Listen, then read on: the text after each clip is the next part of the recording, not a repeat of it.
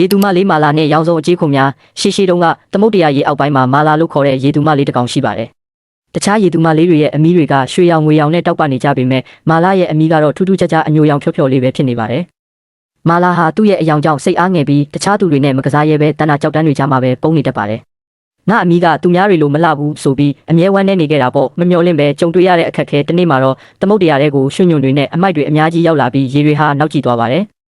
အလင်းရောင်လည်းမမြင်ရတော့ပဲအမောင်ထူးကြီးဖြစ်သွားပါလေရောတောက်ပတဲ့အမီးရှိတဲ့ရေသူမလေးတွေဟာသူတို့ရဲ့အယောင်တွေကအမောင်ထဲမှာပေါ်နေနေတာကြောင့်ရန်သူငါးကြီးတွေရဲ့အမြင်မှာအလွယ်တကူအစာဖြစ်ဖို့အန္တရာယ်ကြုံလာရပါတယ်။ဒါပေမဲ့မာလာကတော့သူ့ရဲ့အညိုရောင်မီးလေးကြောင့်ကြောက်ဆောင်တွေတဲတွေနဲ့တသားတည်းဖြစ်နေပြီးရန်သူတွေမမြင်နိုင်အောင်ပုံကွယ်နိုင်ခဲ့ပါတယ်။ကိုယုံကြည်မှုမာလာဟာကြောက်လန့်နေတဲ့သူ့တငယ်ချင်းတွေကိုဘေးကင်းရာကြောက်ကူထဲရောက်အောင်တယောက်ချင်းစီလိုက်လံကူညီပေးခဲ့ပါတယ်။ရေတွေပြန်ကြည့်သွားတဲ့အခါမှာတော့အားလုံးကမာလာကိုဝိုင်းဝန်းချီးကျူးကြပါတယ်။မာလာမင်းရဲ့အမီးရောင်ကငါတို့ကိုဒီနေ့ကယ်တင်ပေးခဲ့တာပဲ။မင်းဟာတကယ်ကိုထူးခြားတဲ့သူတစ်ယောက်ပါလို့တငယ်ချင်းတွေကပြောကြပါတယ်။မာလာဟာအဲ့ဒီနေ့ကစပြီးသူ့ရဲ့ရိုးရှင်းတဲ့အမီးအယောင်လေးကိုချစ်တက်သွားပြီးကိုယုံကြည်မှုအပြည့်နဲ့ပျော်ပျော်ရွှင်ရွှင်နေထိုင်သွားပါတော့တယ်။လူတိုင်းမှာမတူညီတဲ့ထူးခြားချက်ကိုစီရှိတယ်။သူတစ်ပါးနဲ့မတူတာဟာအားနည်းချက်မဟုတ်ပဲကိုယ်ပိုင်စွမ်းရည်တစ်ခုဖြစ်နိုင်ပါတယ်။